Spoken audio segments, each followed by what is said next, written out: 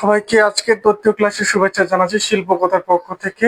আমাদের আজকে তথ্য ক্লাসের টপিকটি হলো মৃৎশিল্প এবং গ্রাফিক ডিজাইনের উপরে। তো আপনারা সবাই কেমন আছেন বলেন? আমি ভালো আছি।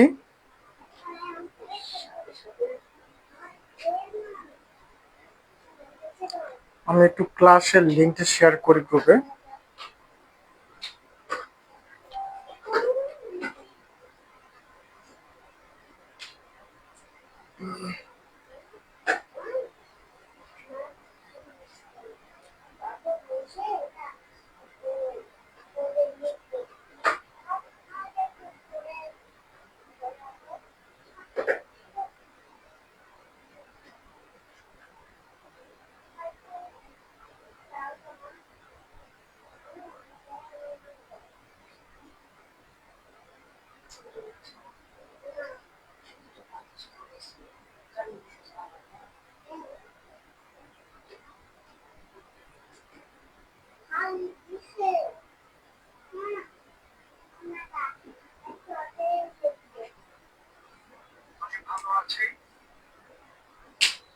নমস্কার।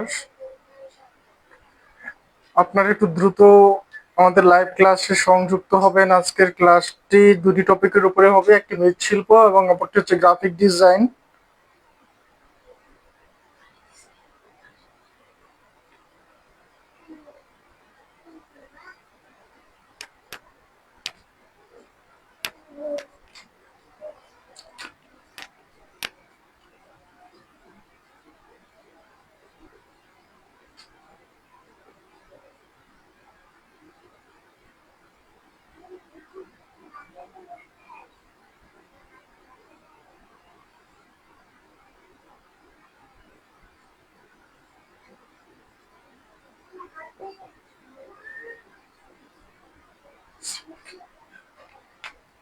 মৃৎশিল্প বা সিরামিক। তো আমরা মৃৎশিল্প শব্দটির অর্থ এইভাবে দেখি,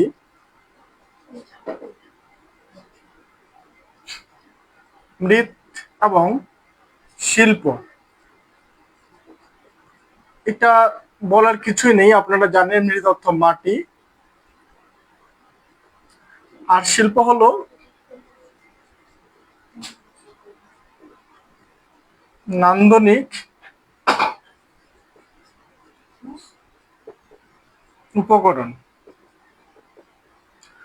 অর্থাৎ মৃৎ অর্থ মাটি আর শিল্প অর্থ হচ্ছে সুন্দর, শোভন এবং ক্রিয়েটিভ কোনো জিনিসকে আমরা আর্ট বলে থাকি। তো সেই অর্থে এটাকে মৃৎশিল্প বলা হচ্ছে।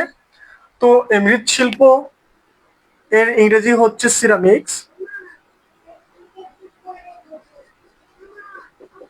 সিরামিক এটা গ্রিক একটি ওয়ার্ড। এর অর্থ হচ্ছে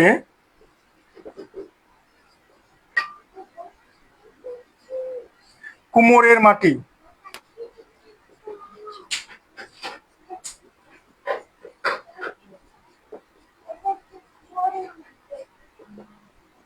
আর এটি গ্রিক ওয়ার্ড ক্যারামস থেকে এসেছে। এটা গ্রিক ওয়ার্ড ক্যারামস থেকে এসেছে।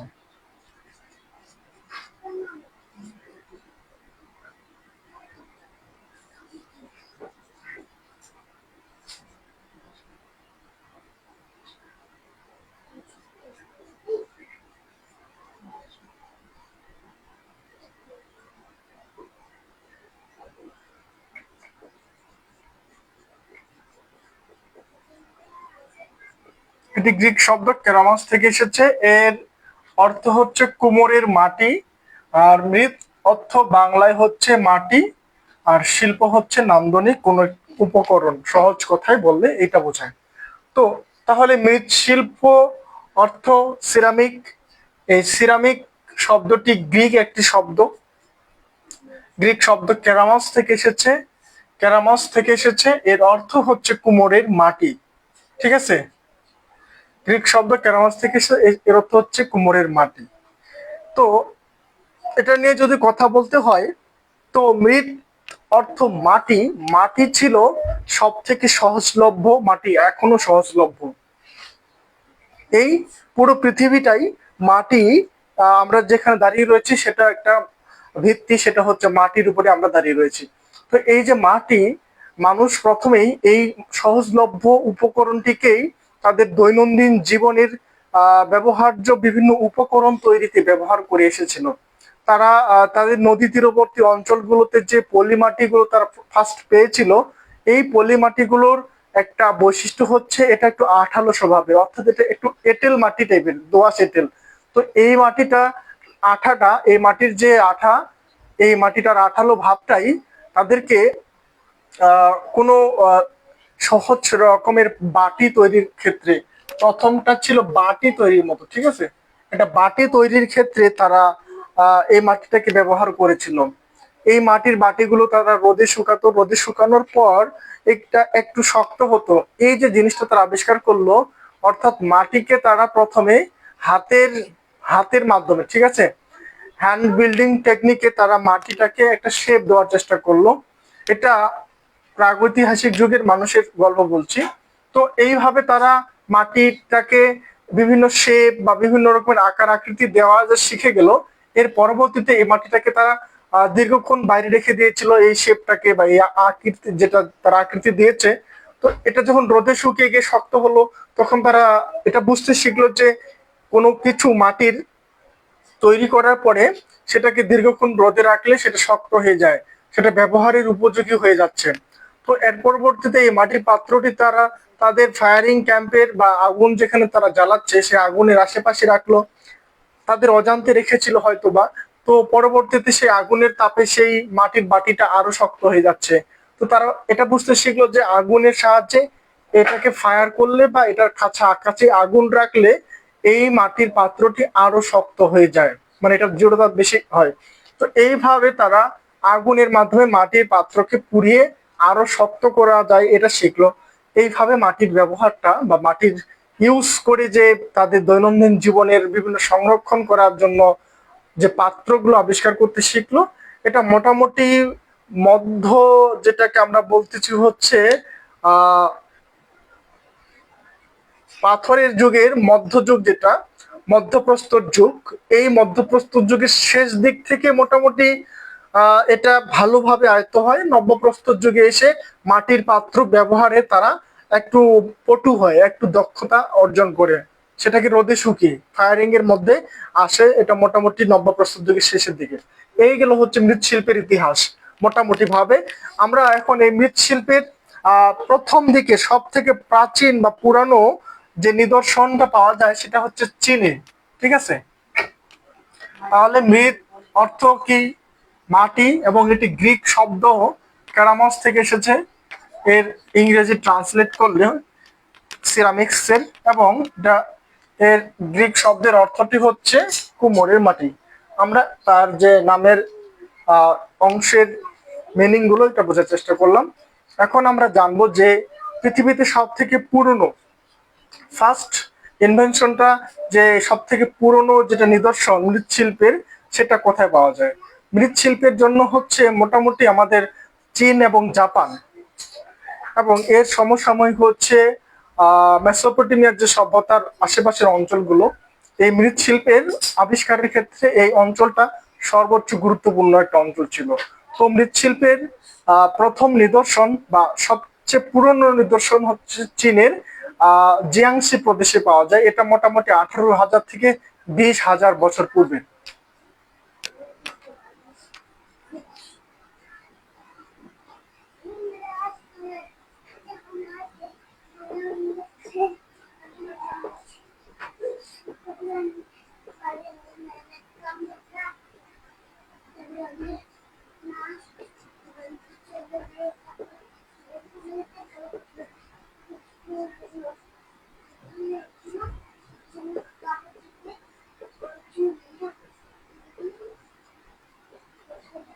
জিয়াংসি প্রদেশ,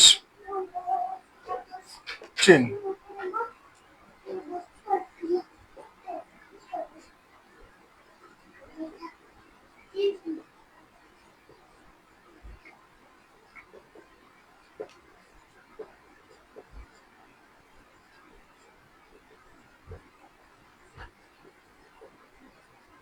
ইন্দো ইউরোপ ও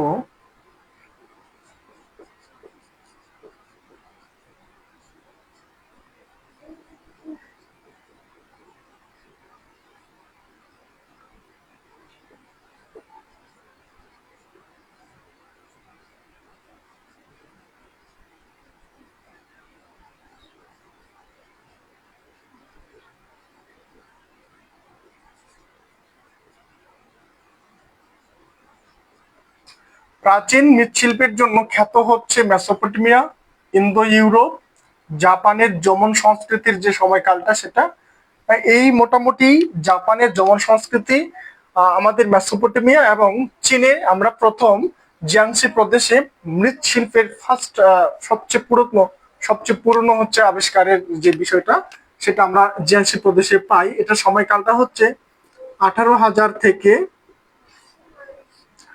20,000।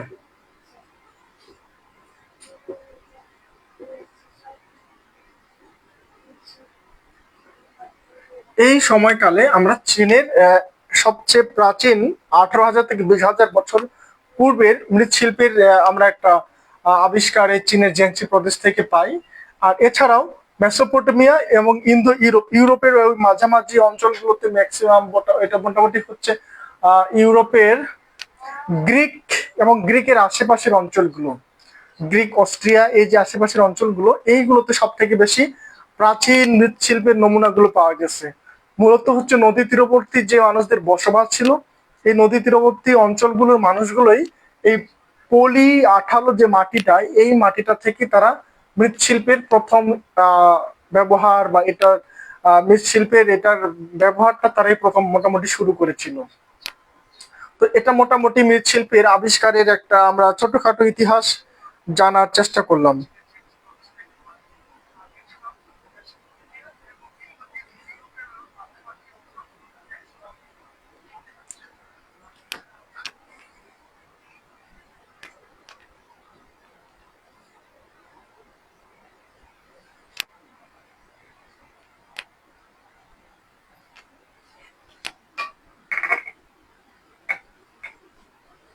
আর আমরা জাতিগতভাবে বাঙালিরা আমরা মৃৎশিল্পের সাথে আরো বেশি পরিচিত, কারণ মৃৎশিল্পের অনেক ব্যবহার আমরা আমাদের দৈনন্দিন জীবনে করে থাকি, এটা আমরা সবাই। বিশেষত যারা গ্রামীণ জনগোষ্ঠী তারা এই মৃৎশিল্পের সাথে আরো গভীরভাবে জড়িত। তাহলে মৃৎশিল্পের যারা মৃৎশিল্পী তাদেরকে বলছি আমরা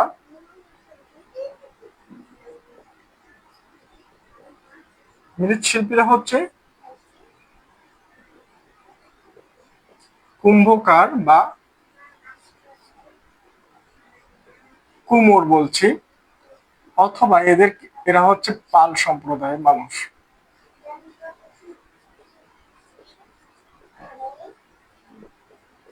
এই কুম্ভকার বা কুমোর বা পাল সম্প্রদায়ের মানুষরাই হচ্ছে আমাদের দেশে মৃৎশিল্পের কাজ করে থাকে।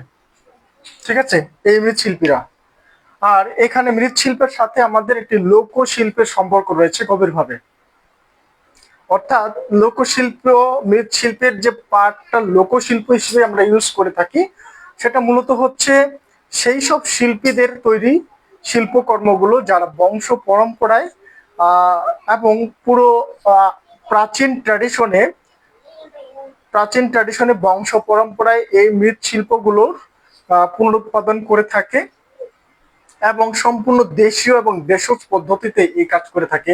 সেই সব পাত্রগুলো বা মৃৎশিল্পগুলোই হচ্ছে লোকশিল্পের অন্তর্ভুক্ত। আমরা এটা নিয়ে পরে আলোচনা করছি। আর তার আগে আমরা মৃৎশিল্পের ধারাবাহিক যে আলোচনা সেটার মধ্যে আসি। তাহলে যারা মৃৎশিল্পী তারা হচ্ছে কুম্ভকার বা কুমার এবং পাল সম্প্রদায়ের মানুষ, এটা আমরা জানি। এর মৃৎশিল্পের দুটো ব্যবহারিক দিক রয়েছে, একটি হচ্ছে আহ এর প্রধানত ব্যবহারিক, আর একটি হচ্ছে নান্দনিক দিক। এর দুইটি দিক রয়েছে।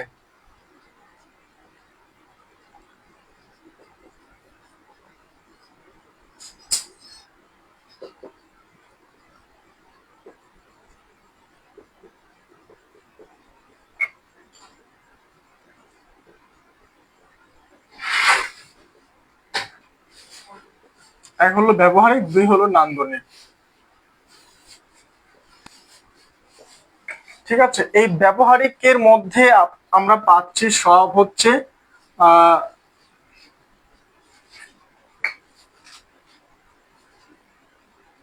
হাঁড়ি পাতিল,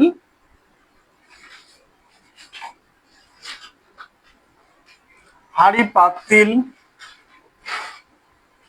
কলস ইত্যাদি। আর নান্দনিকতার মধ্যে আমরা পাই প্রথমে হচ্ছে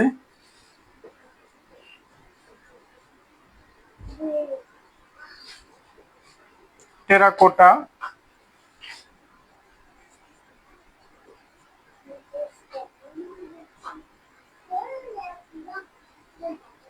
মাটির খেলনা,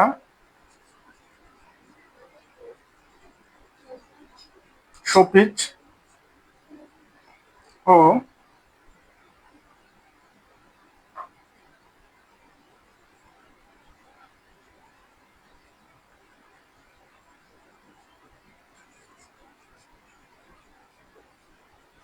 ঘর সাজানোর বিভিন্ন উপকরণ যেগুলো রয়েছে, যেগুলো আমরা জাস্ট ডেকোরেশনের হিসেবে, ডেকোরেশন বা সাজসজ্জার কাজে ব্যবহার করে থাকি, সেই সব উপকরণগুলোই মূলত হচ্ছে নান্দনিকতার ক্ষেত্রে ব্যবহৃত হয়। অর্থাৎ এই যে জিনিসটার ব্যবহারিক উপযোগিতা রয়েছে, এবং ব্যবহারিক উপযোগিতার চেয়েও এর নান্দনিকতাটা যখন বেশি ফোকাসে আসে, অর্থাৎ এটা সৌন্দর্যটা, এই বিষয়গুলো যখন থাকে তখন এটা নান্দনিকতার মধ্যে চলে যায়। এর মধ্যে একটা অন্যতম হচ্ছে টেরাকোটা। আর এখানে বিভিন্ন রকমের শোপিস রয়েছে, মাটির খেলনা এবং মাটির হাড়ি। সরি, মাটির হাড়ি বলতে এখানে আহ মাটির ব্যাংক, যেটা টাকা রাখার জন্য আমরা ইউজ করি, মাটির এই ধরনের তাল পাওয়া যায়, যেগুলো মাটির তাল বা ব্যাংক, যেগুলো টাকা পয়সা রাখার জন্য আমরা ইউজ করে থাকি। এটা একটা সৌন্দর্য রয়েছে। মাটির ফুলদানি গুলো অনেক সময় মাটির জাস্ট আপনার ঘরের দেওয়ালে আহ একটা জাস্ট শোপিস, যেটাকে ঝুল টাঙ্গিয়ে রাখা হয় ওয়াল ডেকোরেশনের জন্য, এটাকে ওয়াল হ্যাঙ্গিং মাটির ম্যাট বলা যেতে পারে। তো এই ধরনের নান্দনিকতার একটা ব্যবহার রয়েছে মাটির মধ্যে। আরেকটা হচ্ছে ব্যবহারিক, যেটা জাস্ট এর ব্যবহারিক দিকটাই হচ্ছে প্রধান। সেটা হচ্ছে হাঁড়ি পাতিল কলস, আপনার প্রদীপ, ঘট, পট, সরা, শানকি যা আছে, এই ধরনের জিনিসগুলো, সেগুলো হচ্ছে ব্যবহারিক। তো এর মৃৎশিল্পের প্রধান দুটি দিক হচ্ছে, একটি ব্যবহারিক, একটি নান্দনিক দিক। ঠিক আছে। আর এই মৃৎশিল্পের প্রধান উপকরণই হচ্ছে মাটি।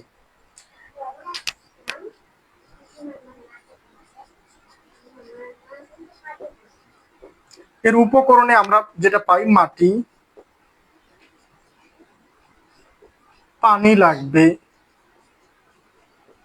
চাকা লাগবে, বিভিন্ন ধরনের টুলস লাগবে, যেগুলো দিয়ে এটার ডিজাইন কাটা হয় বা নকশা করা হয়ে থাকে, সেই টুলস গুলো লাগবে আমাদের এখানে। টুলস এর মধ্যে হাতুড়ি টাতুড়ি সবই পড়বে। তো মাটি এবং মাটির প্রকারভেদ রয়েছে, কয়েক প্রকারের মাটি রয়েছে, এবং মাটিতে যে ম্যাটেরিয়ালস গুলো থাকে সেগুলো এর মধ্যে পড়তেছে। তবে মূলত হচ্ছে মাটি, পানি, চাকা, যেটা হচ্ছে কুমোরের চাকা বা যেটা হুইল বলি আমরা, এটার মধ্যে টুলস, বিভিন্ন ধরনের ম্যাটেরিয়ালস এখানে পড়বে। টুলস এর মধ্যে এখানে সব রকমের ম্যাটেরিয়ালস, যে উপকরণগুলো রয়েছে কুমোরের, সেগুলো লাগবে। তাহলে মৃৎশিল্পের প্রধান উপকরণই হচ্ছে মাটি। আর এই মাটি দিয়ে তৈরি করার পর এখানে আমরা, এটা চুল্লি লাগবে একটি, ঠিক আছে, যেখানে এটা ফায়ারিং করবেন আপনি। আর বিভিন্ন ধরনের রং, এটাকে যখন কালার করছেন তখন রং পড়তেছে এখানে, এখানে রঞ্জক পদার্থ ব্যবহার করা হয়ে থাকে, এবং তুলি, এই ধরনের বিভিন্ন রকমের উপকরণ এই মৃৎশিল্পের সাথে জড়িত রয়েছে। তবে মূল উপকরণ হচ্ছে মাটি। মৃৎশিল্পের প্রধান উপকরণ হচ্ছে মাটি।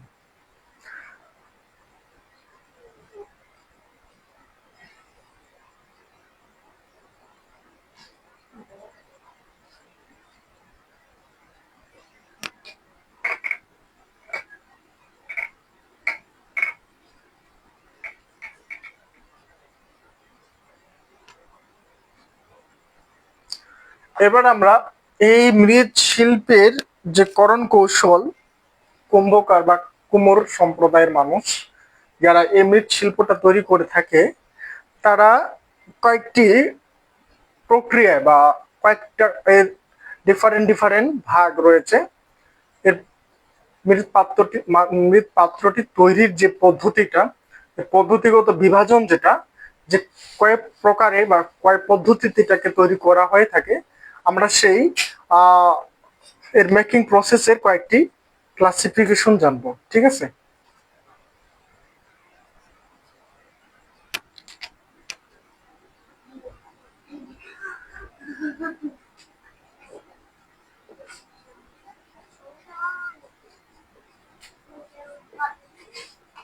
মৃৎপাত্র তৈরির যে পদ্ধতি, এই পদ্ধতির মধ্যে 1 নম্বরে আমরা পাবো হচ্ছে হ্যান্ড বিল্ডিং।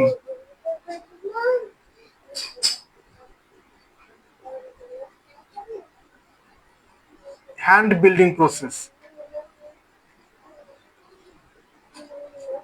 এই হ্যান্ড বিল্ডিং প্রসেস বা হ্যান্ড বিল্ডিং প্রক্রিয়াটা হচ্ছে হাতে তৈরি করা, অর্থাৎ যেখানে কুমোর হাত দিয়ে এই মৃৎপাত্রটি তৈরি করে থাকেন। এখানে তিনি চাকার ব্যবহার করবেন না, বা এখান থেকে তিনি কোনো মোল্ড নেবেন না, এখান থেকে কোনো কাস্টিং করবেন না। এটা জাস্ট তিনি হাত দিয়ে তৈরি করা হয়, যেটা একবারে প্রাথমিক বা আগে যেভাবে প্রাচীন যুগে মানুষেরা এই প্রক্রিয়ায় মৃৎপাত্র তৈরি করেছিল সেই প্রসেসটা। তো হ্যান্ড বিল্ডিং এর মধ্যে আমরা 3টা ভাগ পাবো। এক,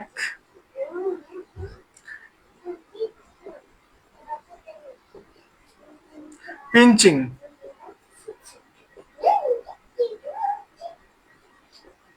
2 নাম্বারটা হচ্ছে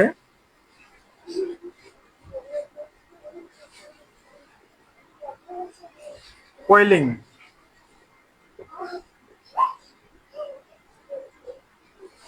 3 নাম্বারটি হচ্ছে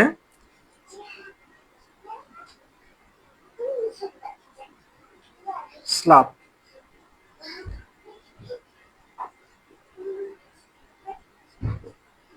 ঠিক আছে, এই 3টা আমরা পাই হচ্ছে হ্যান্ড বিল্ডিং এর মধ্যে, 3টা পদ্ধতি, অর্থাৎ এই 3টা পদ্ধতিতে হাতে তৈরি করা হয়।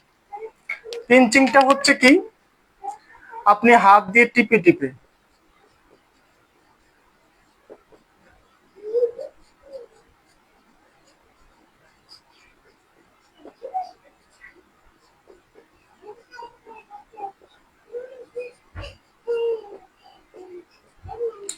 অর্থাৎ পিঞ্চিং বিষয়টা হচ্ছে আপনি একটা মাটির দলা নিয়েছেন হাতের মধ্যে, সেটা আপনি জাস্ট হাতে নিয়ে সেটাকে আপনার আঙ্গুলের সাহায্যে টিপে টিপে এটাকে শেপ দিচ্ছেন।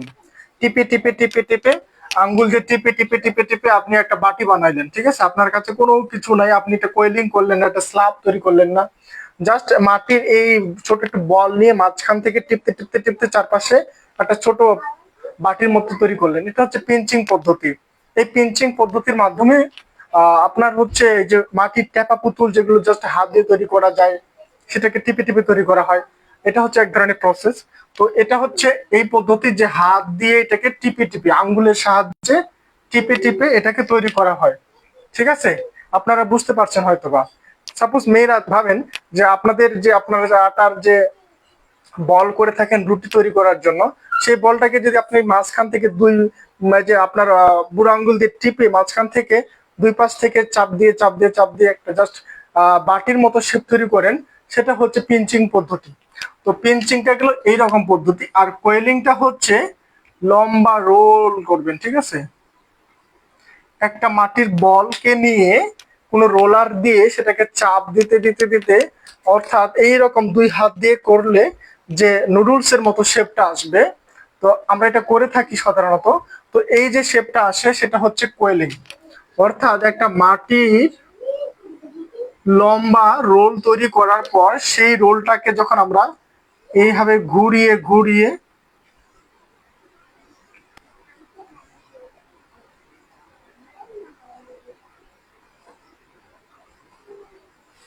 ঘুরিয়ে ঘুরিয়ে যখন আমরা এই রোলটাকে পেঁচিয়ে পেঁচিয়ে পেঁচিয়ে একটার পর একটা ঘুরিয়ে ঘুরিয়ে পেঁচিয়ে পেঁচিয়ে কোনো একটি বাটি তৈরি করার একটা শেপ দেব, সেটাকে হচ্ছে কয়েলিং বলা হয়।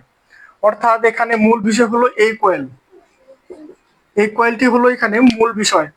এই কয়েলটা তৈরি করার পর সেটাকে চতুর্পাশ থেকে ঘুরিয়ে ঘুরিয়ে একটার পর একটা একটার পরে একটা বসিয়ে দিতে হবে। ঠিক আছে, যেমন নিচে প্রথমে বসা দেওয়ার পর ঘুরিয়ে আবার তার উপরে বসিয়ে দিয়েছি, এইভাবে ঘুরিয়ে বসিয়ে দিয়েছি, এইভাবে যে তৈরি করা হচ্ছে এটাকে কয়েলিং বলা হয়। আর যখন বড় সড়ো কোনো একটি গামলা বা বড় সড়ো কোনো একটি পাত্র তৈরি করার জন্য এই কোয়েলটা তখন তার মতো করে মোটা শেপ বা সাইজটা মোটা হবে, কোয়েলের যে আকারটা, ঠিক আছে, কোয়েলের আকারটা মোটা হবে, তখন এটাকে এইভাবে তৈরি করা হয়ে থাকে। এটা হলো কোয়েলিং প্রসেস। আর স্ল্যাব মেকিংটা হচ্ছে নিচে একটি স্ল্যাব তৈরি করা হবে, এটি রোলার দিয়ে মাটির একটি অংশকে রোল করে লম্বা রুটির মতো তৈরি করতে হবে, তারপর এটাকে শেপ অনুযায়ী কাটতে হবে। যদি স্কোয়ার শেপ নেন তাহলে স্কোয়ার, রেড ট্রায়াঙ্গেল করলে রেড ট্রায়াঙ্গেল। তো আয়তক্ষেত্রে হলে আয়তক্ষেত্রের মতো শেপ আপনার নির্দিষ্ট শেপ অনুযায়ী কেটে এটাকে একটি স্ল্যাব তৈরি করবেন। নির্দিষ্ট পুরুত্বের একটি স্ল্যাব তৈরি করার পর আরো 4টি স্ল্যাব তৈরি করলেন। প্রত্যেকটি স্ল্যাব এইভাবে আপনি বসিয়ে দিলেন, তাহলে একটি অবশ্যই পাত্র হয়ে গেল। এই স্ল্যাবগুলো যে বসিয়ে দিলেন, প্রত্যেকটা স্ল্যাব আলাদা আলাদা ভাবে তৈরি করার পর এর জয়েনিং জায়গাগুলোতে আপনি হচ্ছে এর জয়েনিং জায়গাগুলোতে আপনি এক ধরনের মাটির স্লিপ, এটাকে মাটির স্লিপ বলে, হচ্ছে খোলা মাটি, মাটিটাকে গুলিয়ে এটাকে আঠালো করে এই স্লিপটা যখন এই জয়েনিং জায়গাগুলোতে দিচ্ছেন, তারপরে স্ল্যাবটাকে বসিয়ে দিলেন, তখন ওই স্লিপটা আঠার মতো কাজ করবে। অর্থাৎ এটা একটু গাঢ় ঘোলা টাইপের মাটি ইউজ করা হয়। তাহলে এটা হলো স্ল্যাব পদ্ধতি। আপনি স্ল্যাব তৈরি করার পর রোলার দিয়ে প্রেস করে স্ল্যাব তৈরি করার পর 4টি 5টি স্ল্যাব এইভাবে আপনার বসিয়ে এটা তৈরি করা হয়। তাহলে এটা হলো স্ল্যাব, এটা হলো স্ল্যাব পদ্ধতিতে তৈরি করা। আর এটা গেল আমাদের কোয়েল পদ্ধতিতে। আর এটা হলো পিঞ্চিং, এটাকে হাত দিয়ে টিপিয়ে টিপে তৈরি করা হয়। প্রথম ছিল পিঞ্চিং, যেটা হাত দিয়ে তৈরি করতে শিখেছিল মানুষ। সেকেন্ড স্টেপে তারা মোটামুটি কোয়েলিং করে বাটি পাত্র তৈরি করতে শিখেছিল। আর এই কোয়েলিং এর ক্ষেত্রে তারা একটি পুরনো একটা ইন্দো ইউরোপের দিকে, যখন গ্রিসের ওই জায়গাটাতে মোটামুটি কোয়েলিং এর সময় তারা দড়ি চতুর্পাশ থেকে দড়ি পেঁচিয়ে দিত। পাটের দড়ি পেঁচিয়ে দেওয়ার ফলে ওই পাত্রটি সোজাভাবে একটু দাঁড়িয়ে থাকে এবং এর শেপটা ভালো হয়, বা এটার মধ্যে আর একটু এটা শক্তি পায় দৃঢ়ভাবে দাঁড়িয়ে থাকার জন্য। 4 পাশ থেকে যখন দড়ি পেঁচিয়ে দেওয়া হচ্ছে, আর এই পাত্রটিকে যখন ফায়ারিং দেওয়া হয়, তো দড়ি পেঁচানো পাত্রটি ফায়ারিং এর পর দড়িটা পুড়ে যায় এবং ওই দড়ির যে ছাপটা পাত্রের গায়ে লেগে থাকে, সেটা একটা নতুন নান্দনিকতা দেয়। এটা দেখতে এত সুন্দর লাগে দড়ির ওই ছাপটা যখন পাত্রের গায়ে লেগে থাকে ফায়ারিং এর পর, ফায়ারিং এর মধ্যে তখন দড়িটা পুড়ে যাওয়ার পর। তো এই হচ্ছে কয়েলিং, পিঞ্চিং এবং স্ল্যাব। এটা হ্যান্ড বিল্ডিং এর মধ্যে 3টা প্রক্রিয়া গেল।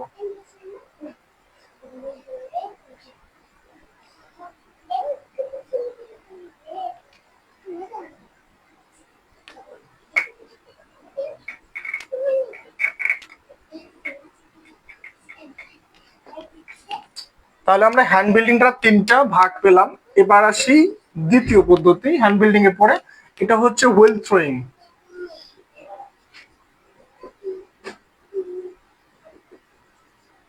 অর্থাৎ এটা চাকার ব্যবহার, ঠিক আছে, চাকার সাহায্যে ঘুরিয়ে যে পাত্র তৈরি করা হয়, এটা হচ্ছে হুইল থ্রোয়িং।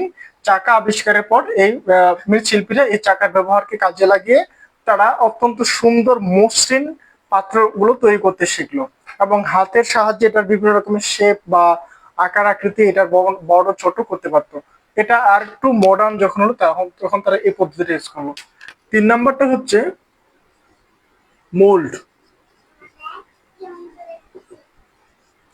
মোল্ডিংটা হচ্ছে একটি নির্দিষ্ট পাত্র তৈরি করার পর সেটা থেকে একটা ছাপ নেওয়া হবে, যেটা মোটামুটি হচ্ছে প্লাস্টার অফ প্যারিস, যেটা বা প্লাস্টার দিয়ে ওই পাত্রটির একটি মোল্ড নেওয়ার পর ওই মোল্ডের সাহায্যে 100 থেকে 200 বা অজস্র মৃৎপাত্র একই সাইজের এবং একই শেপের মৃৎপাত্র তৈরি করা হয়, সেটা হচ্ছে মোল্ড, ঠিক আছে, বা ছাপ বা ফর্মা।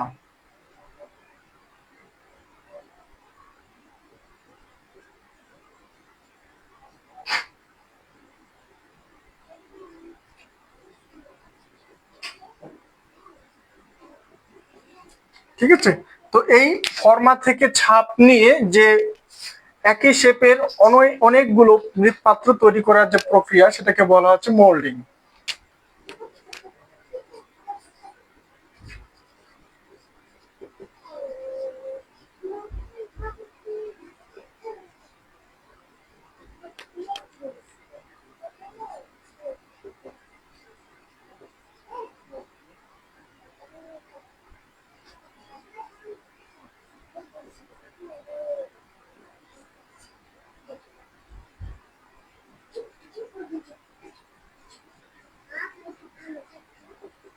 আরেকটি হচ্ছে কাস্টিং। ঠিক আছে, তবে কাস্টিংটা খুব কম, এটা এটা খুব রেয়ার। আমরা মূলত হচ্ছে এই তিনটাই পাই, এটা খুবই বিরল। এটা কাস্টিংটা খুবই কম ব্যবহৃত হয়, তবে মোল্ড, হুইল থ্রোয়িং এবং হ্যান্ড বিল্ডিংটাই সব থেকে বেশি ব্যবহৃত হয়। তাহলে আমরা মৃৎপাত্র তৈরির কয়েকটি পদ্ধতি জানলাম, সেটা হচ্ছে hand building techniques, wheel throwing techniques, এবং হচ্ছে একটি মোল্ডিং টেকনিক্স, এবং আরেকটি রয়েছে কাস্টিং টেকনিক্স। ঠিক আছে, এই গেল মোটামুটি মৃৎপাত্র তৈরির যে পদ্ধতিগুলো সেগুলো। এখন আমরা এই মৃৎপাত্রের কয়েকটি প্রকারভেদ নিয়ে আলোচনা করব। এরপরের আলোচনার বিষয় প্রকারভেদ।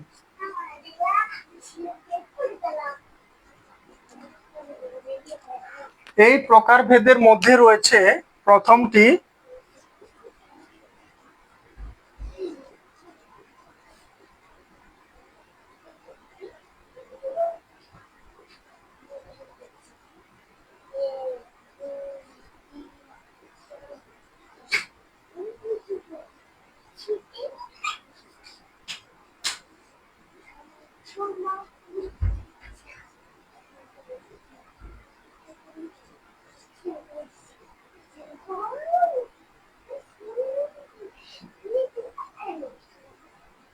বনচিনা বা বন চায়না।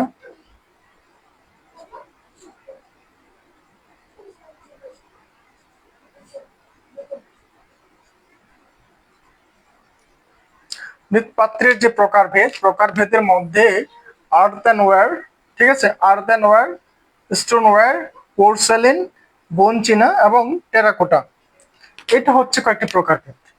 আর এই প্রকারভেদটা পুরোটাই হচ্ছে পোড়ানোর তাপমাত্রার ভিত্তিতে। ঠিক আছে,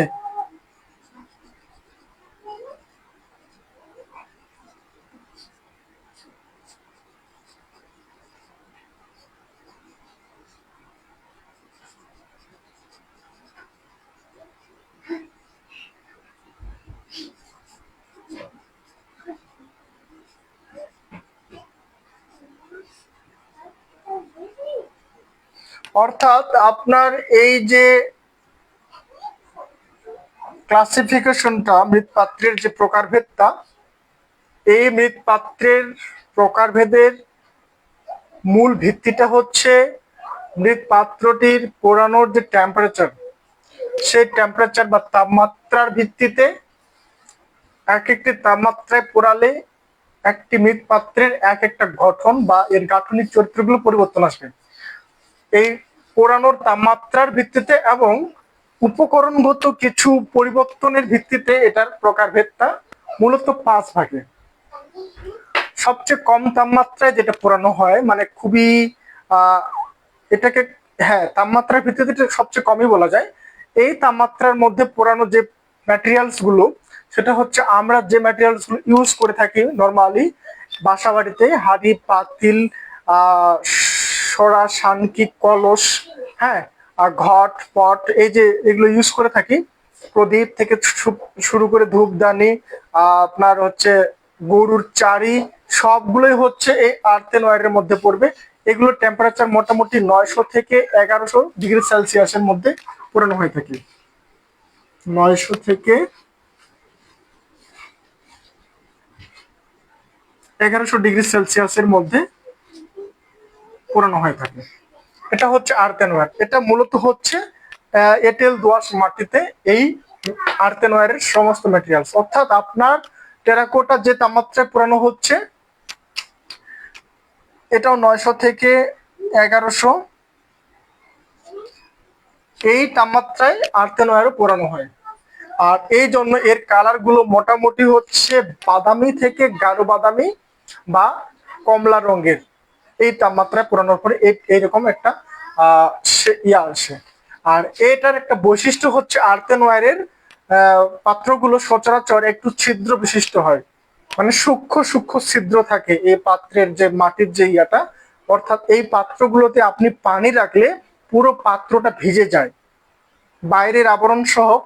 ভিতরে পানি ঢুকে পানি রাখছেন কিন্তু কলসির বাইরেও পুরো একটা ভেজা ভেজা ভাব, অর্থাৎ এর মধ্যে আন্তঃআণবিক সূক্ষ্ম সূক্ষ্ম ছিদ্র থাকে।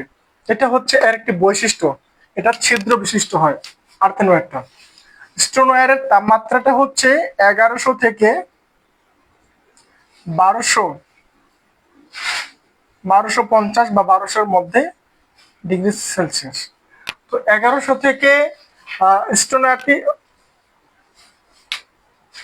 হ্যাঁ, তো স্টোন ওয়্যারের তাপমাত্রা 1100 থেকে 1250 পর্যন্ত হয়ে থাকে, ঠিক আছে।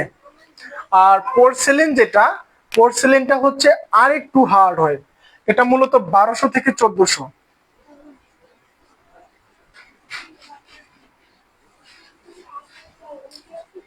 আপনি একটি পাত্র কতটা মজবুত বা কতটা বেশি হার্ড চাচ্ছেন সেটা আপনার তাপমাত্রার উপর ডিপেন্ড করবে। আপনি যত বেশি তাপমাত্রায় দীর্ঘক্ষণ এটাকে পোড়াবেন, সেটা তত তার উপাদানগুলোকে, অর্থাৎ মাটির মধ্যে যে উপাদানগুলো রয়েছে এগুলোকে গলিয়ে এটার একটার সাথে আরেকটা বন্ধনটাকে মজবুত করবে। এটার বাইরের আবরণটা হবে একটু খুবই ছিলছিলে বা পরিষ্কার বা চকচকে টাইপের হবে। আর আপনার এটার মধ্যে একটা গ্লেজিং ভাব আসবে, ঠিক আছে। আর আপনি যখন এটাকে কম তাপমাত্রায় পোড়াবেন, তখন এর বহিরের আবরণটা হবে একটু খসখসে টাইপের। এর মধ্যে একটু হাত দিয়ে আপনি এটাকে স্পর্শ করলে এর মধ্যে একটা অমসৃণতা বা এটার মধ্যে ওই গ্লেসিং ভাবটা পাবেন না। সুতরাং আর্থেন ওয়্যারের চাইতে একটু কঠিন হচ্ছে স্টোন ওয়্যার। এই পাত্রটা একটু গ্লেজ গ্লেজ ভাব, এর ভিতরের সূক্ষ্ম সূক্ষ্ম ছিদ্রগুলো বন্ধ হয়ে যাওয়া শুরু করে, অর্থাৎ পানি আর পুরো পাত্রটাকে ভিজিয়ে ফেলবে না ভিতরে পানি রাখলে। অর্থাৎ এর সূক্ষ্ম ছিদ্রগুলো প্রচুর তাপমাত্রায় পুরানোর ফলে ওগুলো গলে গিয়ে, ম্যাটেরিয়ালস গুলো গলে গিয়ে ওটাকে আরো হার্ড করেছে, ওর পৃষ্ঠটাকে হার্ড করেছে, শক্ত করেছে, এবং ওর ওই যে সূক্ষ্ম ছিদ্রগুলো প্রায় বন্ধ হয়ে গেছে। এটার ফলে এর মধ্যে একটা গ্লেজিং ভাব আসা শুরু করছে। যখন পোর্সেলিন হবে তখন এটা আরো দীর্ঘক্ষণ এবং আরো বেশি হাই টেম্পারেচারে ফায়ারিং হয়। এই ফায়ারিং এর ফলে এই পোর্সেলিনটা আরো চকচকে, পুরো একটা হচ্ছে আপনার আমরা যে চীনামাটির বাটিগুলো ইউজ করি সবগুলো পোর্সেলিন, ঠিক আছে। আর বোন চায়নাটা হচ্ছে এখানে হাড়, ঠিক আছে, পশুর হাড়।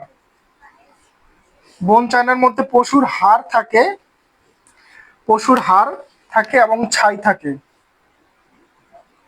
এটা সর্বোচ্চ তাপমাত্রায় পোড়ানো হয় এবং পুরোটা সাদা রঙের হয়। অর্থাৎ আপনার বাসা বাড়িতে থাকা ম্যাক্সিমাম যে সাদা রঙের আমরা সিরামিক্সের যে ম্যাটেরিয়ালস গুলো ইউজ করে থাকি, আপনার বাটি, প্লেট, ম্যাক্সিমামই হচ্ছে প্রায় বোন চায়নার টাইপের কিছু হাড়ের ম্যাটেরিয়ালস। পশুর হাড়, পশুর হাড় গুঁড়ো করে, গুঁড়ো সেটা ডাস্ট, পশুর হাড়ের যে ডাস্ট, সেই ডাস্টের সাথে ছাই, বিভিন্ন রকমের একটা গ্লেজ দেওয়া হয়। এই গ্লেজের ফলে বোন চায়নাটা তৈরি হয়। তো বোন চায়না হচ্ছে বা বনসিনা বলি, তো এই বনসিনাটা হচ্ছে পশুর হাড়ের ছাই দিয়ে এবং এটা হাই টেম্পারেচারে পোড়ানো হয়ে থাকে। তাহলে এটা মূলত গেল টেম্পারেচারের উপরে বা তাপমাত্রার উপরে। আর এই তাপমাত্রার উপরেই আবার গ্লেজের জন্য একটা নির্দিষ্ট তাপমাত্রায় পোড়ানো হয়, আর গ্লেজ করার পূর্বের একটা নির্দিষ্ট তাপমাত্রায় পোড়ানো হয়।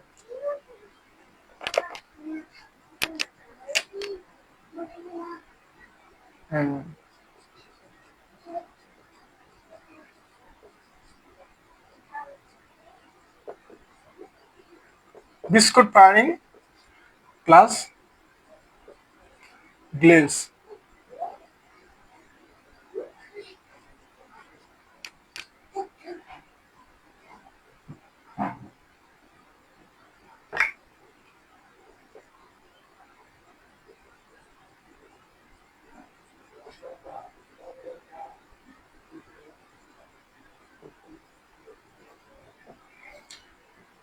প্রথমে একটা নির্দিষ্ট তাপমাত্রায় একটি পাত্রকে পোড়ানো হবে, যেটাকে বিস্কুট ফায়ারিং বলে।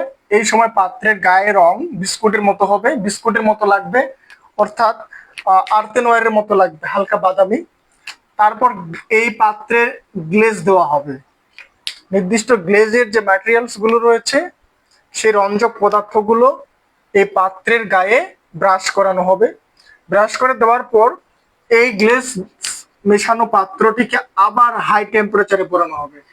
এটা 1100 থেকে প্রায় 1500 ডিগ্রি সেলসিয়াসের মধ্যে ফায়ারিং করার পর আপনি যদি 1200 পর্যন্ত থেমে যান, তাহলে একটু হালকা গ্লেজ হবে। আরো হাই টেম্পারেচারে পোড়াচ্ছেন, এটা গ্লেজটা আরো চকচকে হবে, কালার গুলো একটার সাথে একটা ভালো করে মিক্সড হবে। এবং এই গ্লেজ দেওয়ার পর উচ্চ তাপমাত্রায় ফায়ারিং এর পর একটি গ্লেজ যুক্ত পাত্র,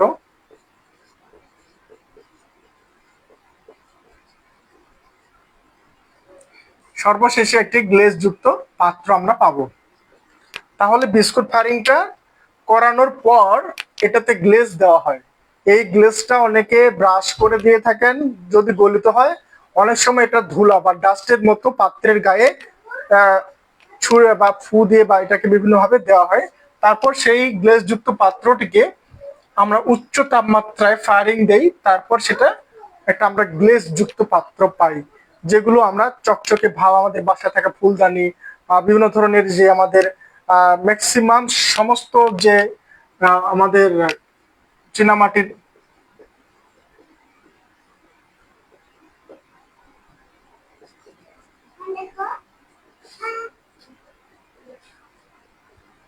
সকল সরঞ্জামগুলো গ্লেজ যুক্ত।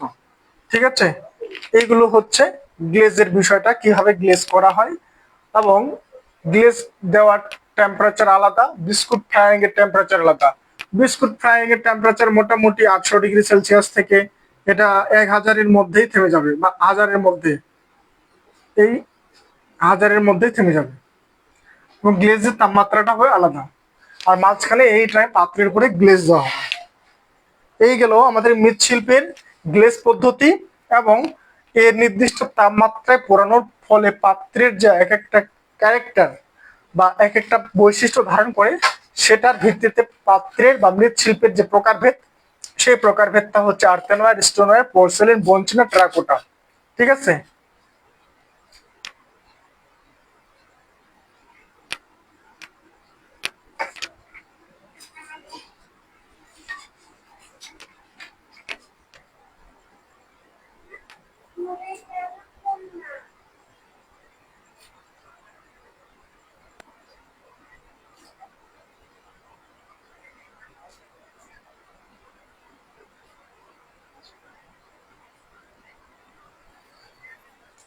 এই হচ্ছে আমাদের মৃৎশিল্প। এই মৃৎশিল্পের বিষয়ে আপনাদের আর কোনো প্রশ্ন থাকলে একটু জিজ্ঞেস করবেন।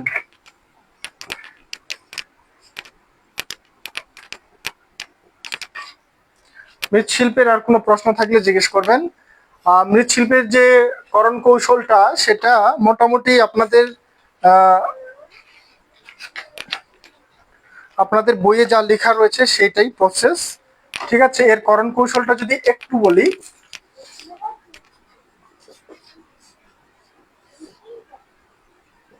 করণ কৌশল হচ্ছে প্রথমে যদি বলি মাটি সংগ্রহ,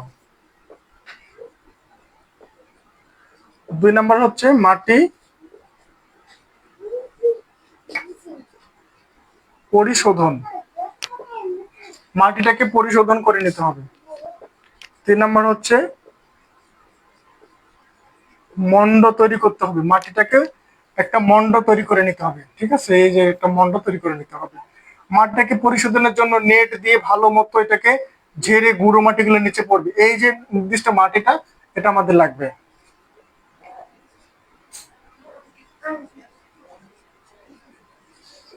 মন্ড তৈরি করার পর আমরা পাত্র তৈরি করব। ঠিক আছে, মন্ড তৈরি করার পরে আমরা মৃৎ পাত্রটি তৈরি করার যে প্রসেস, সেটাতে যাব। হাতে তৈরি করে হ্যান্ড বিল্ডিং, চাকার মধ্যে তৈরি করলে আমরা এটাকে বলবো হুইল ড্রয়িং। এইভাবে যে প্রক্রিয়া তৈরি করি সেটা পাত্র তৈরি করব। পাত্র তৈরি করার পর রোদে শুকাবো, রোদে শুকানোর পর এটা আমরা ফায়ারিং এ যাব। রোদে শুকানোর পর ফায়ারিং এ যাব, ফায়ারিং এর পরে গ্লেজ, গ্লেজের পরে আবার ফায়ারিং। ঠিক আছে, আর সর্বশেষ হচ্ছে এর অলঙ্করণ। এটা হচ্ছে রঙের সাহায্যে। আর রোদে শুকানোর পর হচ্ছে একটি অলঙ্করণ হয়।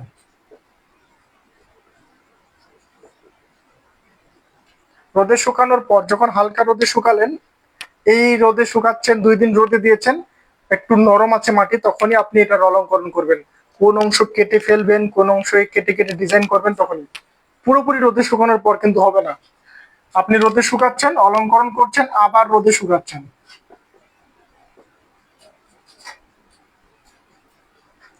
আর একবারই ভেজা পাত্রের মধ্যে কিন্তু আবার অলঙ্করণ হবে না। আজকে তৈরি করলেন, এই মাত্র চাকা থেকে তুললেন, সাথে সাথে অলঙ্করণ করবেন। কিছু অলঙ্করণ তখন করা হয় যেটা একবারই কাঁচা অবস্থায় প্রয়োজন।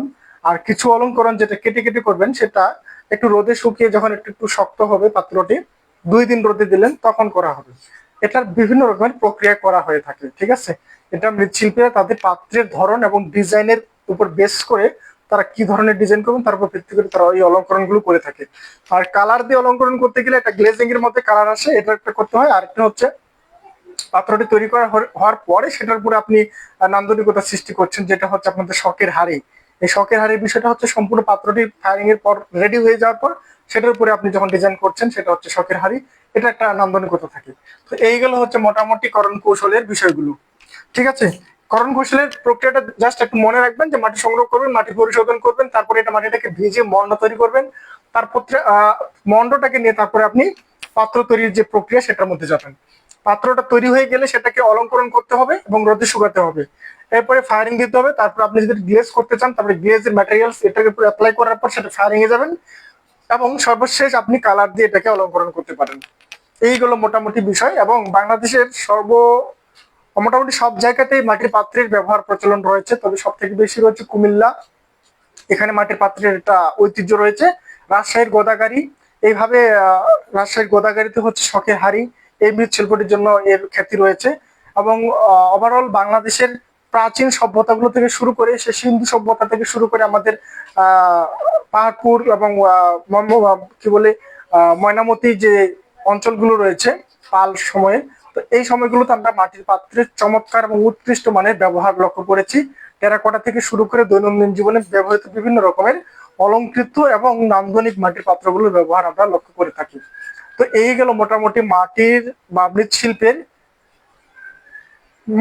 মৃৎশিল্পের ক্লাসিফিকেশন থেকে যতটুকু জানা আমাদের প্রয়োজন এর ইতিহাস থেকে, এই হচ্ছে আমাদের বিষয়।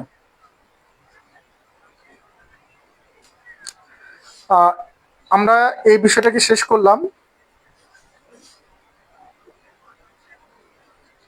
এরপরে আমরা গ্রাফিক ডিজাইনের মধ্যে যাই।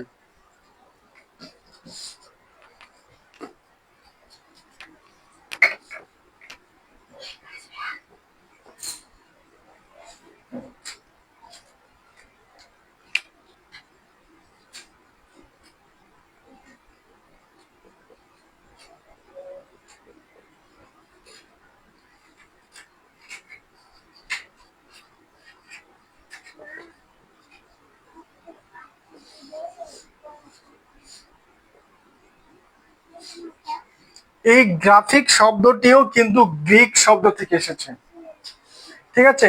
গ্রাফিক শব্দটিও গ্রিক শব্দ থেকে এসেছে। এই গ্রিক শব্দটি হচ্ছে গ্রাফিকস গ্রাফিকস গ্রাফিকস।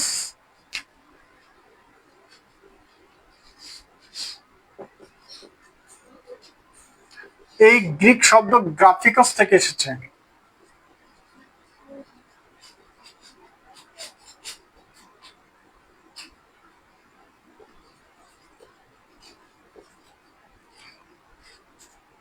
এর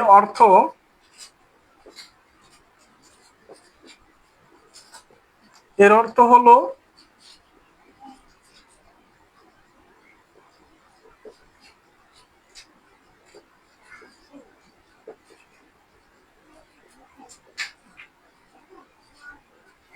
লেখা বা অঙ্কনের সাহায্যে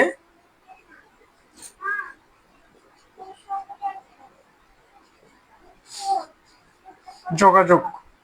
লেখা বা অঙ্কন, রাইটিং এবং ড্রয়িং, ঠিক আছে, অর্থাৎ ইমেজ অথবা টাইপোগ্রাফি, এই দুইটার সংমিশ্রণে যে আমরা যোগাযোগ ব্যবস্থা গড়ে তুলি, এই জিনিসটাকেই গ্রিক শব্দ গ্রাফিকস অর্থ মিন করে।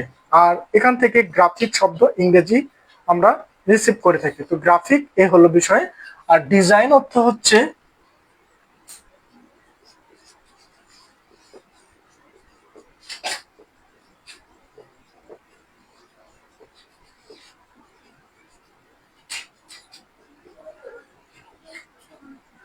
পরিকল্পিত মোটিভ।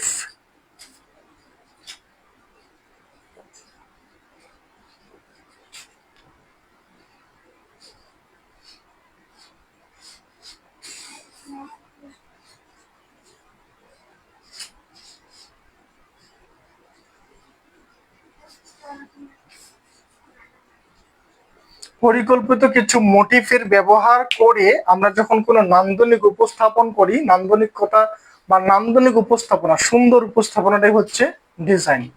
ডিজাইনের মূল বিষয় হচ্ছে মোটিভ। মোটিভ ছাড়া কিন্তু কোনো ডিজাইন হবে না। আপনি যে বিষয়ের উপরই করেন, প্রত্যেকটি ডিজাইনের আলাদা আলাদা মোটিভ থাকে। তো ডিজাইন হচ্ছে পরিকল্পিত মোটিভের ব্যবহার করে একটা নান্দনিক উপস্থাপনা। আর গ্রাফিক শব্দটি গ্রাফিকস এসেছে গ্রিক শব্দ থেকে, এর অর্থ হচ্ছে লেখা বা অঙ্কনের মাধ্যমে যোগাযোগ স্থাপন করা। ঠিক আছে, আপনার একটু লিখেন তাড়াতাড়ি, ক্লাসটা শেষ হয়ে যাবে। এটা খুবই ছোট, গ্রাফিক ডিজাইনটা খুবই ছোট, আপনারা সবাই বুঝতে পারবেন। যদি এক কথায় বলি আরো ক্লাসটা ছোট হয়ে যাবে। তো একটু তো বর্ণনা করতেই হয়, বর্ণনা করলে একটু আমাদের বুঝতে সুবিধা হয় সবার জন্য।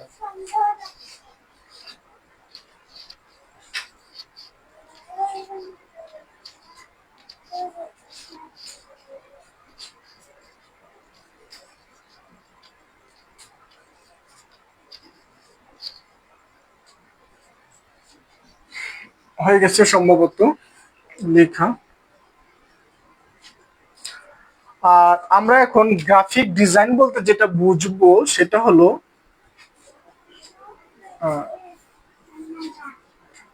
ফটো বা ইমেজ,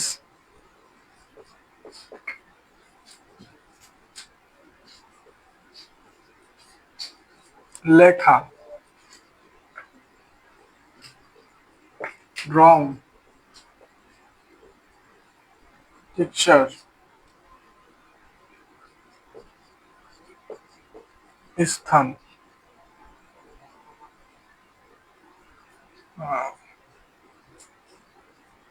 প্লাস তথ্য বা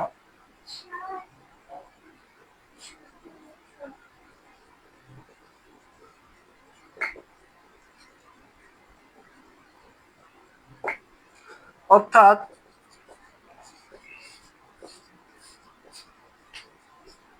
যোগাযোগ বা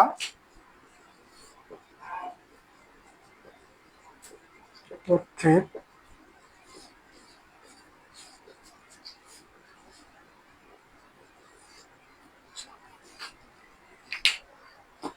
গ্রাফিক ডিজাইনের মূল উদ্দেশ্যই হচ্ছে এই বিষয়টি।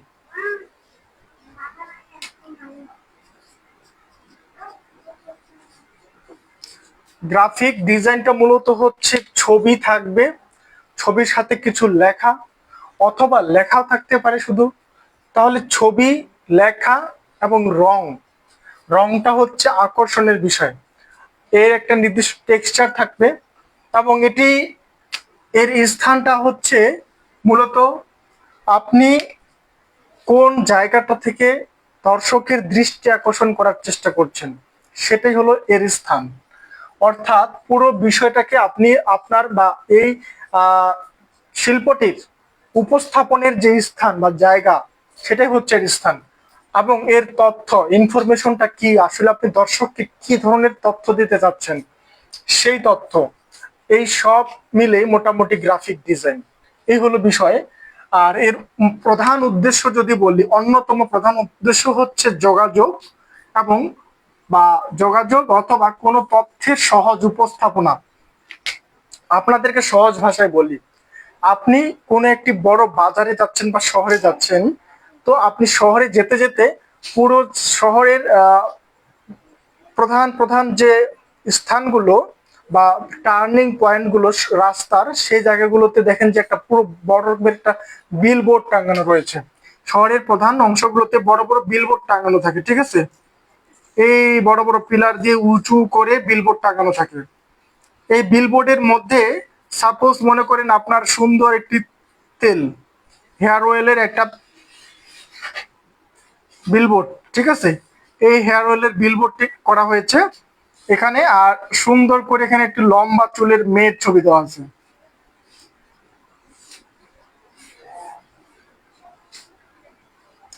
অর্থাৎ তার যে এই তেল ব্যবহারের ফলে তার চুল যে সুন্দর ঘন কালো হয়েছে, এটাই তার প্রমাণ। তাহলে এই রকম। আর এখানে কিছু স্পেশাল লেখা যে এক্সট্রা কেয়ার, হ্যাঁ, extra care plus long hair, এই যে স্পেশাল কিছু লেখা।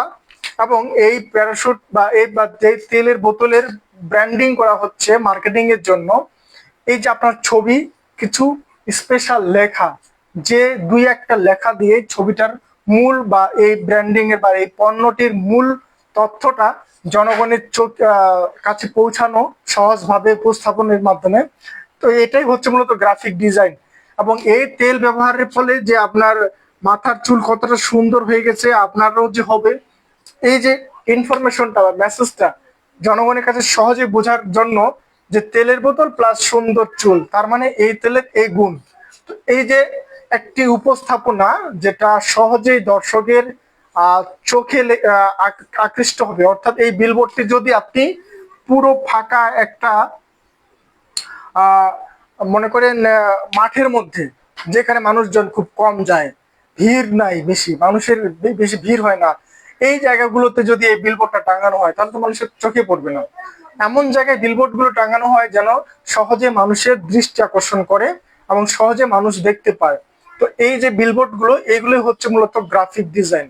অর্থাৎ যেখানে ছবি থাকবে, ছবি কোনো কিছু বলবে, আপনার সরাসরি মানুষ প্রচার করবে না, বাট ছবি আপনার ছবি দেখলে আপনি বুঝতে পারবেন এই ছবিটা আপনাকে কি তথ্য দিচ্ছে। আর এই ছবির সহজ, আপনি লেখা পড়তে না পারলেও আপনি ছবির উপস্থাপনা দেখে বুঝতে পারবেন ছবিটার মূল উদ্দেশ্য কি, ছবিটা কি বলতে যাচ্ছে, আমার এই তেলটা ভালো নাকি খারাপ। এই যে সহজ উপস্থাপনা এবং সহজে মানুষের সাথে কানেকশন তৈরি করা, এই যে যোগাযোগ ব্যবস্থাটা, এটাই মূলত হচ্ছে গ্রাফিক ডিজাইন। তাহলে এই গ্রাফিক ডিজাইনের সাথে ছবি, লেখা, রং, এই বিষয়গুলো হচ্ছে মূল বিষয়। অর্থাৎ জনগণের ফোকাসে আসা, জনগণের দৃষ্টি আকর্ষণ করা এবং সহজভাবে জনগণকে কোনো বিষয় বুঝিয়ে দেওয়া, এই বিষয়টাই হলো গ্রাফিক ডিজাইনের মূল উদ্দেশ্য। ঠিক আছে।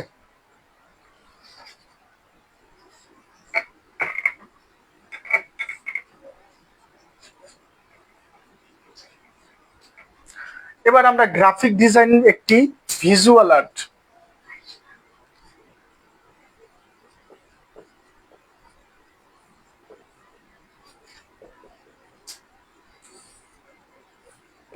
এবং এর সাথে এটি অ্যাপ্লাইড আর্ট।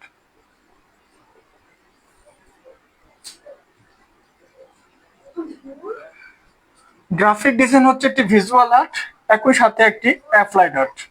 এই হচ্ছে আমাদের একটি গুরুত্বপূর্ণ তথ্য যেটা আমাদের জানা প্রয়োজন। এটা একটি অ্যাপ্লাইড আর্ট, অর্থাৎ এর ব্যবহারিক উপযোগিতা রয়েছে এবং এই সাথে এর নান্দনিকতা রয়েছে। নান্দনিকতা এবং ব্যবহারিক উপযোগিতা যখন একসাথে থাকবে, সেটাই হচ্ছে অ্যাপ্লাইড আর্ট।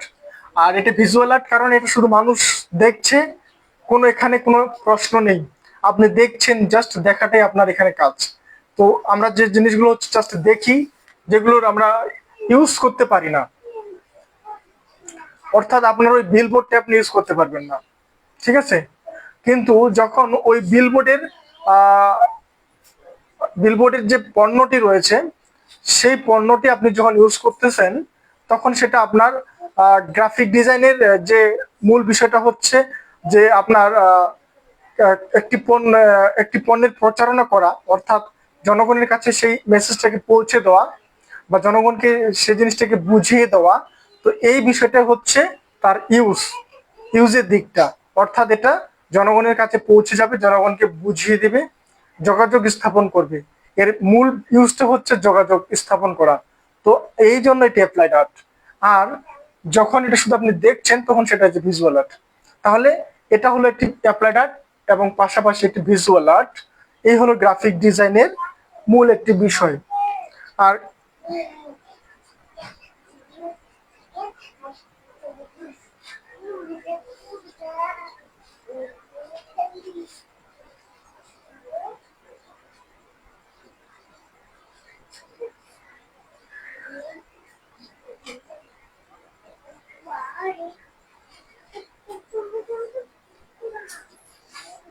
মোটিফের বিষয়টা আপনারা প্রশ্ন করেছেন। মোটিভ হচ্ছে একটি নির্দিষ্ট ফর্ম।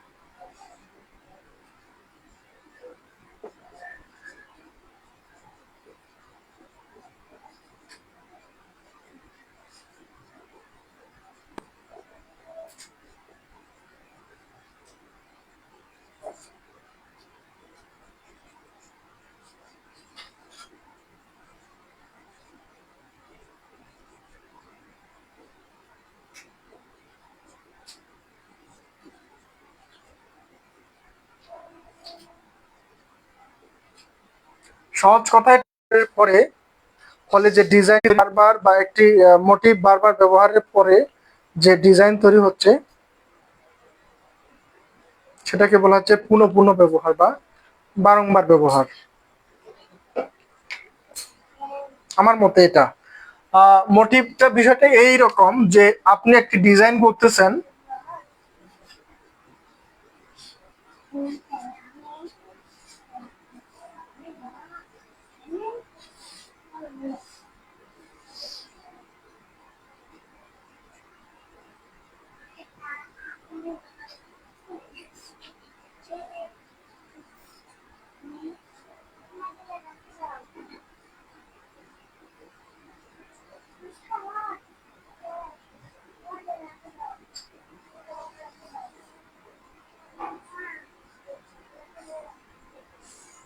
অর্থাৎ আপনার এটা একটা ডিজাইনের অংশ।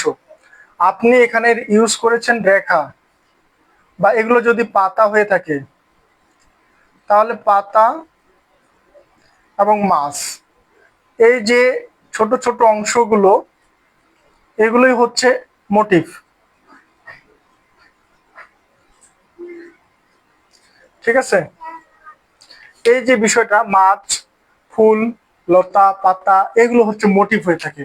তাহলে মোটিভটা হচ্ছে মাছ, ফুল, লতা পাতা, পশু, সূর্য এবং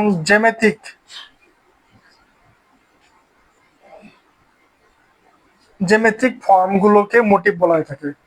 তো আপনি যে ডিজাইন দিয়ে বা যে বিষয়টি পুনরাবৃত্তি করে একটি একটি নকশা করছেন, সেই ডিজাইনটি যদি সেই নকশাটার মধ্যে যদি মাছ বারবার ব্যবহার করে এই নকশাটা করে থাকেন, সেটা হচ্ছে মাছের মোটিভ।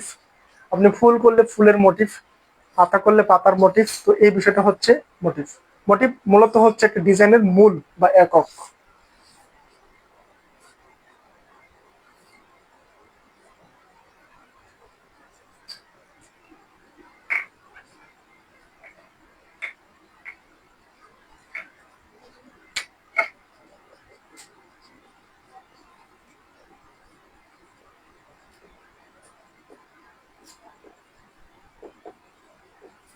এই গ্রাফিক ডিজাইনের উপাদানগুলো কি কি? উপাদানগুলো হচ্ছে ঠিক আগের মতোই, শিল্পের যে উপাদানগুলো আমরা পেয়েছি, রেখা, রং, ছবি, টেক্সচার, স্পেস বা স্থান, ব্যালেন্স,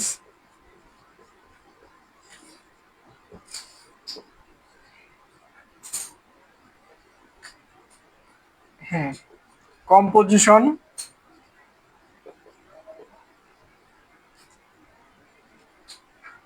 রেখা, রং, ছবি, টেক্সচার, স্পেস, ব্যালেন্স, কম্পোজিশন, এগুলো হচ্ছে একটি গ্রাফিক ডিজাইনের উপাদান।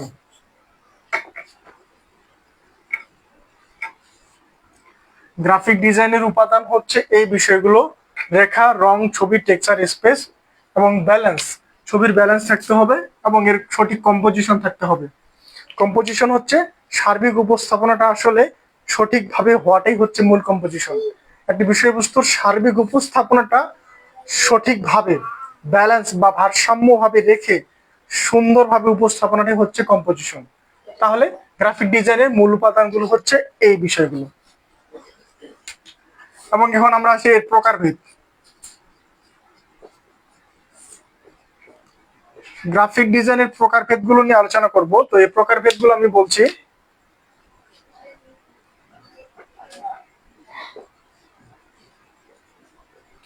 Logo design,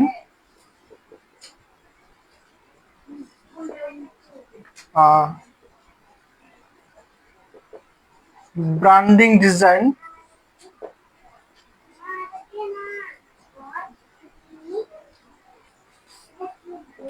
typography design, video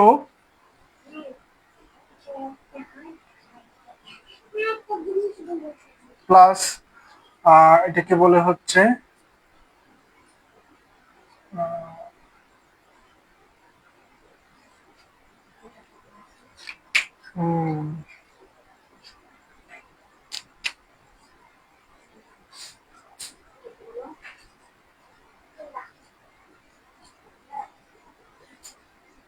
video plus advertising.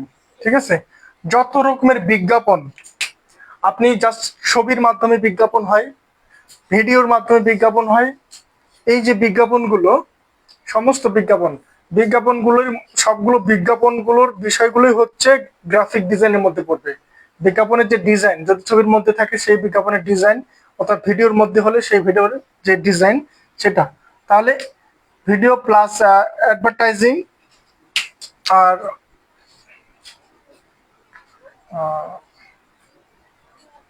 আরেকটি হচ্ছে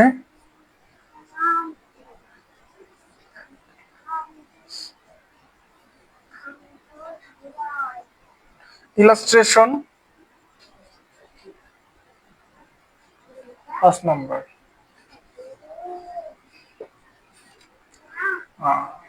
এটাকে বলা হচ্ছে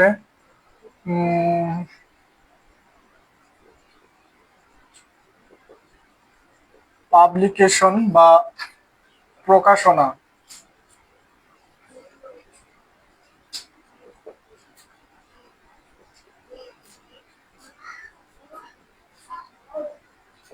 পোস্টার ডিজাইন, ওয়েব ডিজাইন,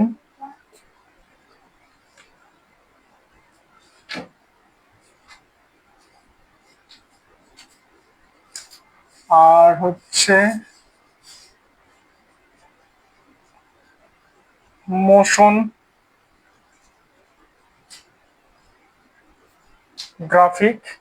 এইরকম আধুনিক এআই দিয়ে বা এআই নির্ভর যত রকমের বিজ্ঞাপন, আপনার ফোন চালু করলেই আপনার সামনে যে বিজ্ঞাপনগুলো আসে, যে পণ্যের প্রচারিংয়ের জন্য, ব্র্যান্ডিং এর জন্য যত রকমের ইনফরমেশন আপনাকে দেয়, একটি ফোনের মধ্যে খুললে একটি লোগো দেখেন, সেই লোগোটি হচ্ছে ওই কোম্পানির একটি প্রচার মাধ্যম। এই বিষয়গুলো থেকে শুরু করে এগুলো হচ্ছে গ্রাফিক ডিজাইনের প্রকারভেদের মধ্যে পড়তেছে।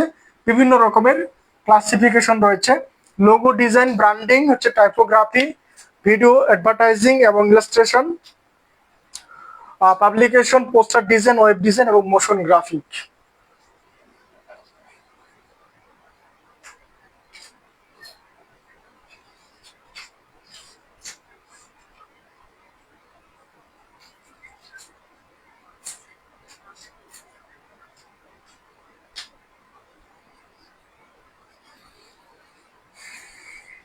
এই মোটামুটি আমাদের গ্রাফিক ডিজাইনের ক্লাসিফিকেশন।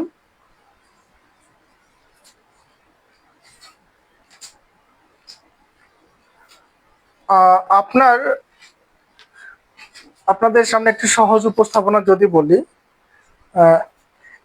আমার সামনে যে এই প্যাকেটটি রয়েছে, এই প্যাকেটটির যে ডিজাইন করা হয়েছে, এখানে ফার্স্টে তার যে ব্র্যান্ডিং এর নাম, সে যে ব্র্যান্ড সেটা, সে ব্র্যান্ডের নাম এবং এটার ছোট্ট করে কিছু ইনফরমেশন লেখা, এটা ফার্স্ট পেজ।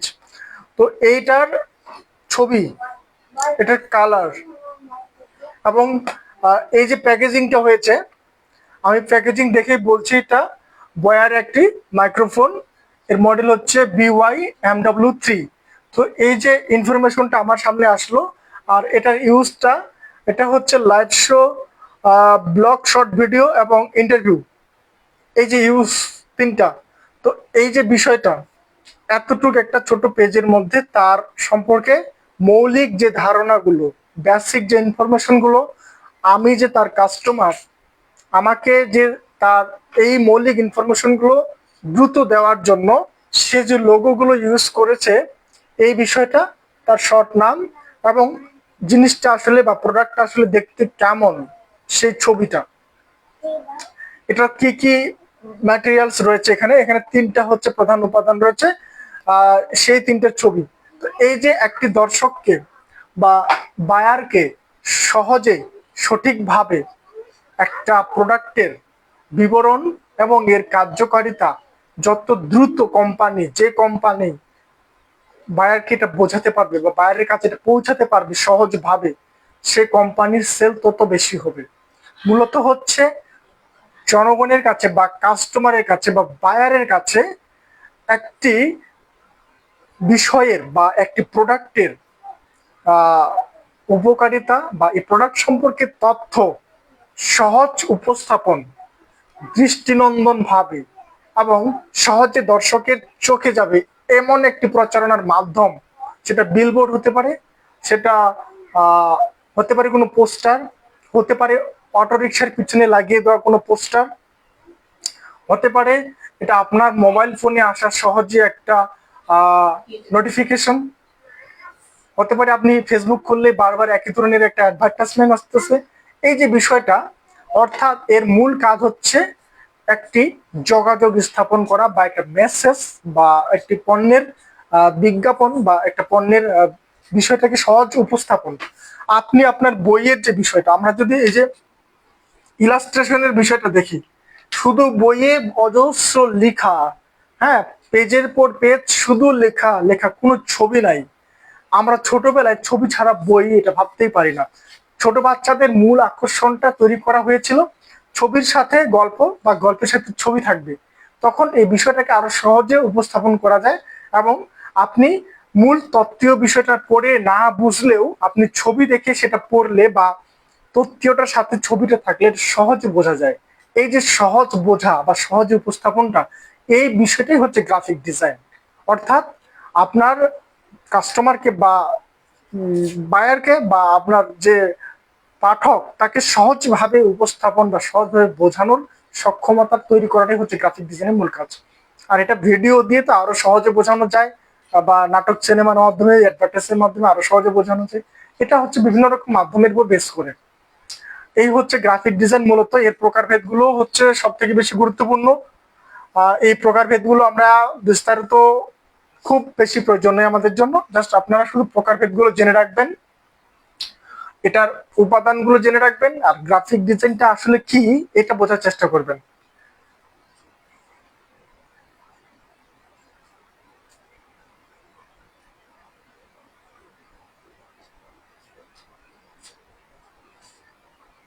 আর কোনো প্রশ্ন না থাকলে আমরা ঘুমাতে যেতে পারি, ঠিক আছে?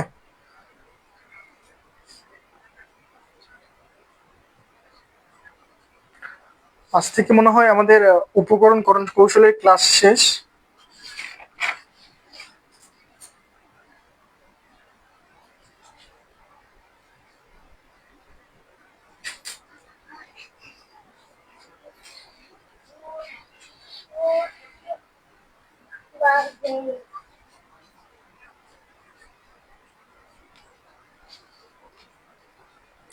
তাহলে কি আমি আপনাদের সবাইকে শুভরাত্রি জানাতে পারি আপনাদের প্রশ্ন না থাকলে?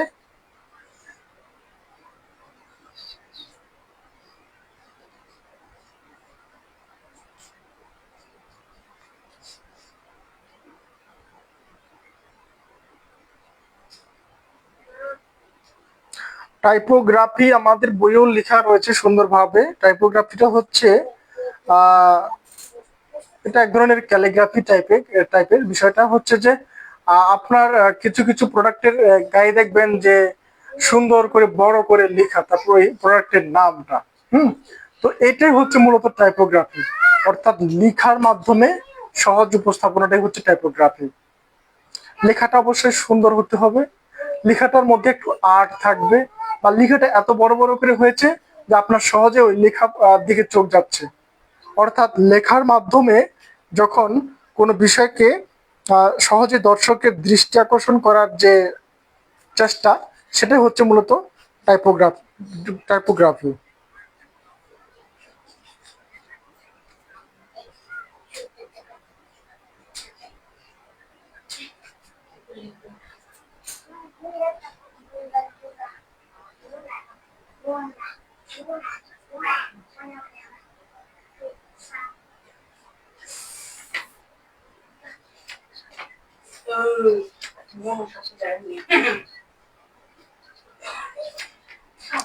আমরা একটু যদি নৈবিত্তিক গুলোর দিকে তাকাই, 47 number page.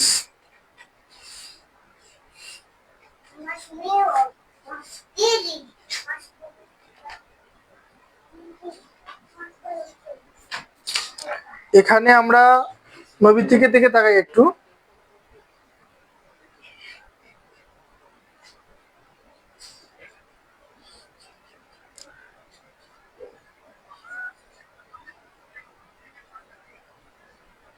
Forty seven number page, 2 number নৈবিত্তিক, 3 নাম্বার, 5 নাম্বার,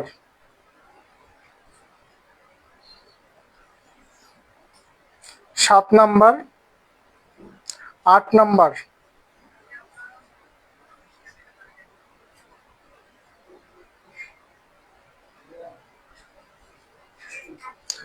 13 নাম্বার,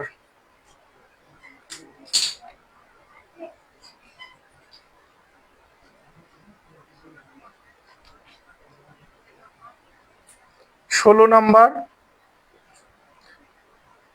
18 নাম্বার,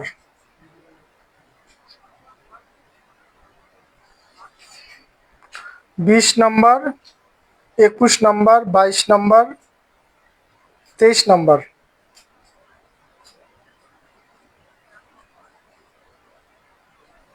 এবার 48 আসছি, 23 নাম্বার নৈবিত্তিক, 48, page number 48।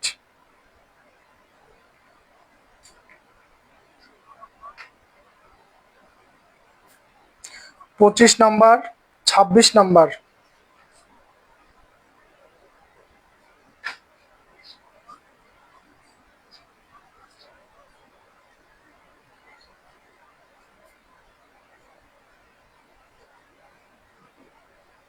28 number,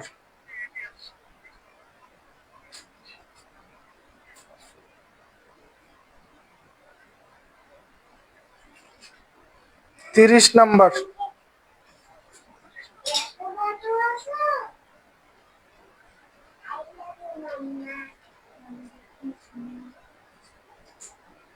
34 number, 34 number, 35 number, 36 number.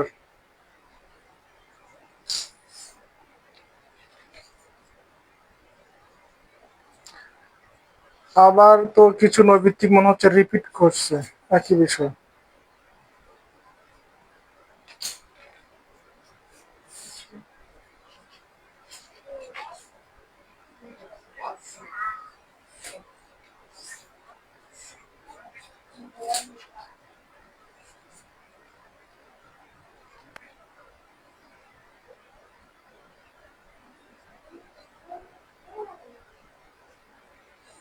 এই মোটামুটি আর মৃৎশিল্পের মধ্যে আর বিষয় নাই, আমাদের নৈবিত্তিক যা আছে এটুকুই মোটামুটি। এর মধ্যে আর না, ক্লাস আরো হবে সম্ভবত, আরো কিছু ক্লাস আমার করতে হবে, সমস্যা নেই। এবার আপনার একটু গ্রাফিক ডিজাইনে দেখেন, 51, page number 51।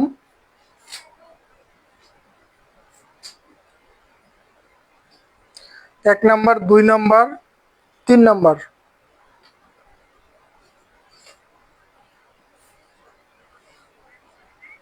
4 number, 1 2 3 4।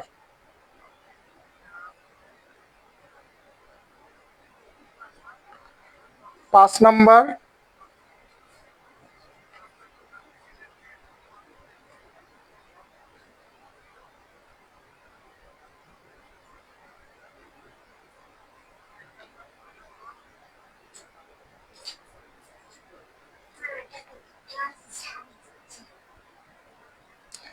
9 number, 10 number. Horizontal ফর্মের সঙ্গে কোন ধারণাটি সম্পর্কিত?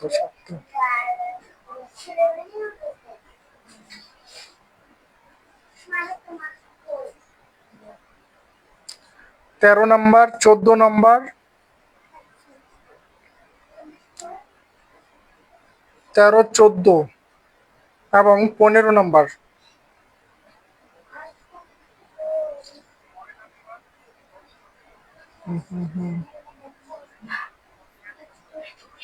20 নাম্বার।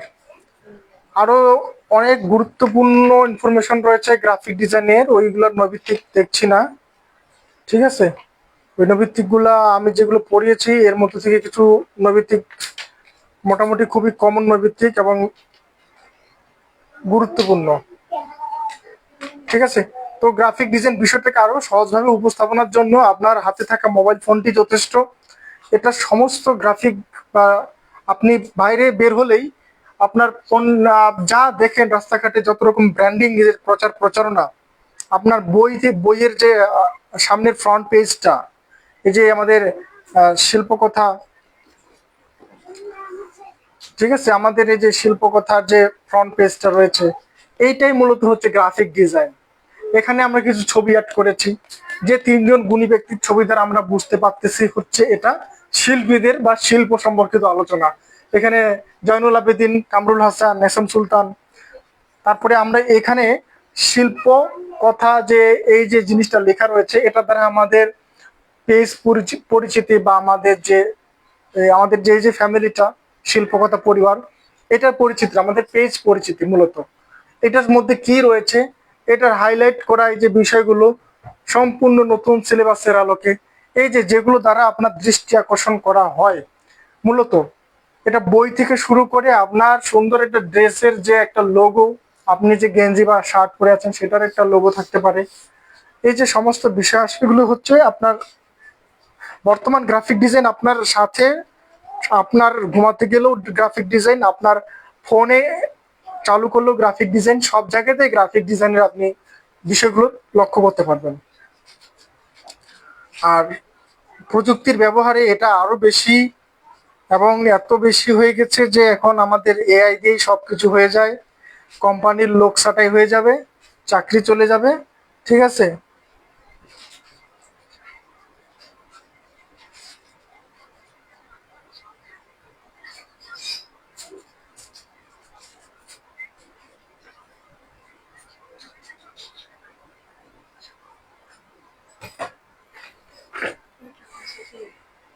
ওকে, থ্যাংক ইউ, সবাইকে ধন্যবাদ জানিয়ে ক্লাস শেষ করছি।